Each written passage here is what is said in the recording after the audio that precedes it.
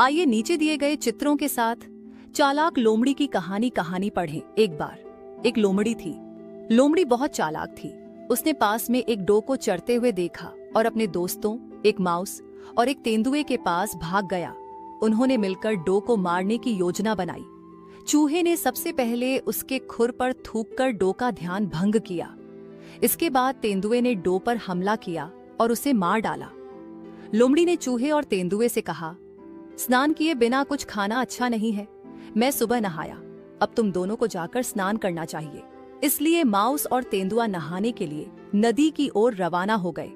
तेंदुआ स्नान करने के बाद लौट आया और लोमड़ी ने उससे कहा, माउस को लगता है कि हमने डो को केवल इसलिए पकड़ा क्योंकि उसने हमारी मदद की। तेंदुए को यह सुनकर गुस्सा आ गया और उसने डो को खाने से इनकार कर दिया। तेंदुआ चला गया।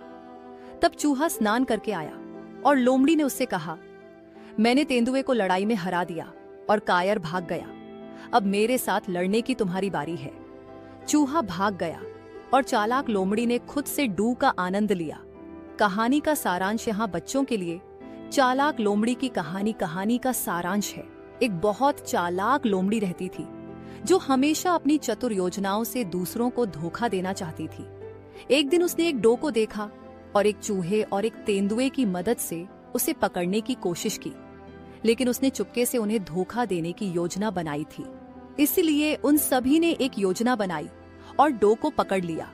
लेकिन जब डो को खाने का समय आया तो चालाक लोमड़ी ने कहा कि उन सभी को स्नान करना चाहिए जैसे उसने खाने से पहले किया था।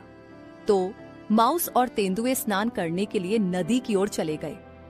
जब तेंदुआ वापस आया तो लोमड़ी ने उसे बताया कि चूहे ने सोचा कि यह केवल उसकी वजह से था कि वे डो को पकड़ सकते थे। तेंदुआ गुस्से में आ गया और बिना खाए ही चला गया। तब चूहा लौट आया और लोमड़ी ने उससे कहा कि वह तेंदुए के साथ लड़ा और जीत गया और अब उन्हें भी लड़ना होगा। बेचारा चूहा डर गया और भाग गया। इस प्रकार लोमड़ी ने अकेले डो का आनंद लिया।